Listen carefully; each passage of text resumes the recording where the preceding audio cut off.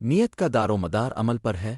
حضرت عمر بن خطاب رضی اللہ عنہ سے روایت ہے کہ رسول اللہ صلی اللہ علیہ وسلم نے فرمایا، اعمال کا دار و مدار نیتوں پر ہے، اور ہر شخص کو وہی ملے گا جس کی اس نے نیت کی ہو۔ صحیح بخاری۔ پڑوسی کے حقوق۔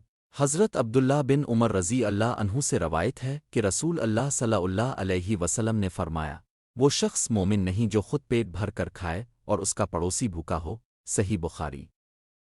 حضرت عبداللہ بن عمر رضی اللہ عنہ سے روایت ہے کہ رسول اللہ صلی اللہ علیہ وسلم نے فرمایا، مسلمان وہ ہے جس کی زبان اور ہاتھ سے دوسرے مسلمان محفوظ رہیں۔ صحیح بخاری۔ ماں کے قدموں تلے جنت۔ حضرت انس بن مالک رضی اللہ عنہ سے روایت ہے کہ رسول اللہ صلی اللہ علیہ وسلم نے فرمایا، جنت ماں کے قدموں کے نیچے ہے۔